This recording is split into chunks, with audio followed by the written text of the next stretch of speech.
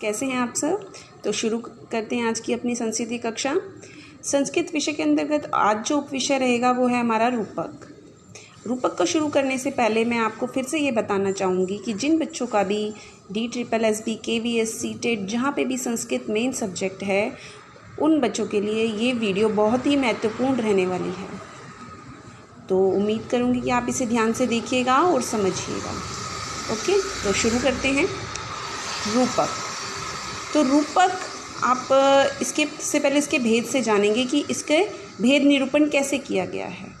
ठीक है, रूपक को करने से पहले आप ये जानो कि काव्य के हमारे दो भेद बताए गए हैं जिन्हें कहा जाता है श्रव्य काव्य और दृश्य काव्य। श्रव्य काव्य जो सुने जा सके और दृश्य काव्य जिन्हें सुना भी जा सके और देखा भी जा सके। ठीक है, तो इस तरह बोला भी गया है कि दृश्य काव्य के अंतर्गत जो गुण होना चाहिए वो बताया गया है। दृश्यम तत्र अभिनयम, ठीक है, ये बताया गया है। तद्रूप पारो पातुम रूपकम, अर्थात अभिनय के योग्य काव्य दृश्य काव्य कहलाता है कि जहाँ आप अभिनय कर सकें, एक्टिंग कर सकें। ठीक है, वह दृश्य काव्य के अंतर्गत आता है।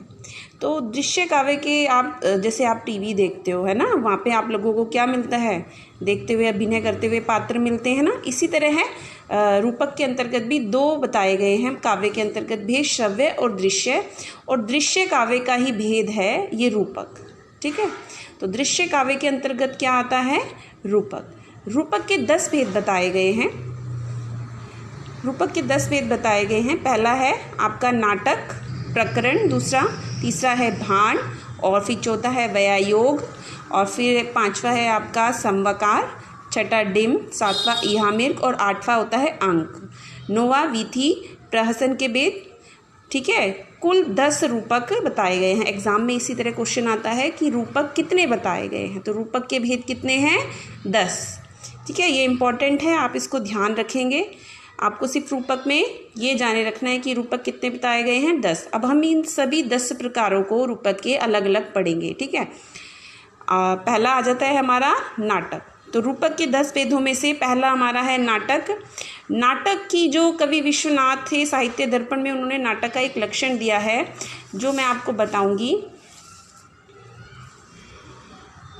कि नाटकम खयात वृतम सयाद पंच संधि समन्वितम विलास सध्यादिगुण विद्युक्तम नाना विभूति भी सुख दुख समुद्भूति नाना रस निरंतरम।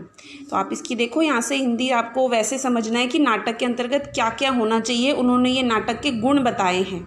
कवि विश्वनाथ साहित्य दर्पण आपने पढ़ी भी होगी, साहित्य दर्पण के अंतर्गत बताया गया है कि नाटक का जो वृत्त है यानी उसकी जो कथा है वो इतिहास पुराण आदि से लिया गया हुआ होना चाहिए, और वो मुख आदि संधियाँ बताई गई हैं 5 में बताया गया मुख आदि जो 5 संधियों से युक्त और अनेक विभूतियों से युक्त पूर्ण युक्त होना चाहिए। श्रृंगार आदि अनेक रसों से युक्त हुआ सुख दुखों की अनुभूति कराने वाला भी होना चाहिए। बताया गया ना, सुख दुखम समुद्भूति नाना रस निरंतरम, यानी सुख दुख की अलग अलग अनुभूति करवाने वाला होना चाहिए। ठीक है, उसके बाद बोला गया है कि कम से कम वो नाटक जो है 5 अंकों वाला होता है। ठीक है, कम से कम 5 है, ज़्यादा से ज़्यादा 10 बताए गए हैं कि नाटक में ज़्यादा से ज़्यादा 10 अंक हो सकते हैं और कम से कम 5 अंक। और इसका नायक प्रख्यात वंश का राजा, धीरोदात्त, प्रतापी, दिव्य। ठीक है, दिव्य और अदिव्य मतलब दोनों तरीके से बताया गया है। दिव्य मतलब कृष्ण के प्रकार, कृष्ण के जैसा, और अदिव्य मतलब राम के जैसा होना चाहिए। श्रृंगार या वीर रस में कोई एक प्रधान रस नाटक का रस होना चाहिए। अन्य जो सभी रस हैं वो नाटक के अंदर गौण होते हैं, मतलब छुपे हुए होते हैं, तथा निर्वहन संधि में अद्भुत रस होना चाहिए। नाटक में कुल 4 या 5 पुरुष कार्य में संलग्न होते हैं। एक गोपुच्छ के, गाय के पुच्छ के अग्रभार के समान नाटक के सभी अंक समायोजित करने चाहिए। ठीक है, नाटक के कुछ प्रमुख तथ्य पे भी हमें ध्यान देना आवश्यक है। क्या क्या है, देखो, पहला कहता है कि नाटक के अंकों की संख्या कम से कम 5 और अधिक से अधिक 10 तक सीमित होनी चाहिए। इससे ज़्यादा नाटक में अंक नहीं रखे जा सकते हैं। ये साहित्य दर्पण के अनुसार बताया गया है, कवि विश्वनाथ जी ने बताया है। कथा वस्तु जो है इतिहास प्रसिद्ध होना चाहिए। नाटक का जो कथा होती है नाटक की वो इतिहास में प्रसिद्ध होनी चाहिए, जैसे आपकी महाभारत है ना। नायक प्रख्यात वंश का राजश्री, धीरोदात गुण से युक्त और प्रतापी, दिव्य दिव्य अदिव्य दोनों ही गुणों से युक्त, क्षत्रिय, ये ध्यान देना यहाँ पे कि क्षत्रिय से क्षत्रिय हो या क्षत्रिय से भिन्न होना चाहिए। नायक के भेद बताए गए हैं कि नायक कितने गुणों से युक्त होता है। रूपक के अंतर्गत कवि विश्वनाथ ने जो अपने साहित्य दर्पण के अंतर्गत नायक के भेद बताए हैं, वो नायक के भेद है 4 प्रकार से। ये क्वेश्चन आ जाता है आपके एग्जाम में कि नायक कितने प्रकार का बताया गया है, तो आप बताओगे 4 प्रकार का। ठीक है, धीरोदात, धीरोधत, धीर ललित और धीर प्रशांत। नायक के धीरोदात मतलब देखो अब ये समझने वाली चीज़ें हैं। अविकथनः क्षमावान अति गंभीरो महासत्वः, स्थेय निगूढ़ मानव धीरोदातौ व्रतः। अविकथना मतलब जिसे कहा ना जा सके, क्षमावान अति गंभीर महातेज वाला, स्थेय निगूढ़ मानव मतलब रहस्य को छिपाने वाला, दृढ़व्रत मतलब दृढ़ संकल्प से युक्त नायक होना चाहिए। वो कैसा नायक कहलाएगा? धीरोदात। धीरोदात में देखिए माया प्रह, ये आ जाती है आपको। ये पूरा जो श्लोक है आप इसका मैं थोड़ी देर दिखा देती हूँ आपको अच्छे से, आप इसका स्क्रीनशॉट ले सकते हैं। हाँ, तो ये आपको ना फिल इन द ब्लैंक्स में डैश डैश करके दे देंगे ये श्लोक, और आपको पूरा करना होगा। और कई बार वैसे ही पूछ लिया जाता है कि धीरोदात नायक किस प्रकार का होता है, उसके गुण क्या हैं। ठीक है, उसमें से आपको जैसे 3-4 दे देंगे सबके मिला के, और आपको धीरोदात का बताना होगा। ठीक है, ऐसे ही धीरोधत, धीरोधत किस प्रकार का नायक होता है? मायाप्रह, प्रचंड चपलौ, अलंकार दर भूयिष्ठः, आत्मशलाघा निरतौ, धीरे धीरौधत कथितः। बोला है मायाप्रह मतलब माया, छल आदि अहंकार से युक्त घमंडी।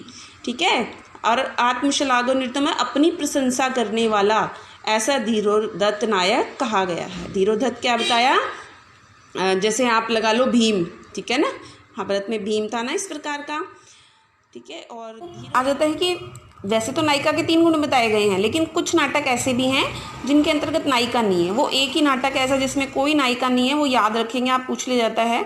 मुद्रा राक्षस ऐसा काव्य, ऐसा महाकाव्य है जिसमें कोई भी नायिका नहीं है। ठीक है, ऐसा काव्य है, ये ऐसा नाटक है जिसमें एक भी नायिका नहीं है। श्रृंगार और वीर से कोई भी एक अंगिरस होना चाहिए, नाटक का गुण है।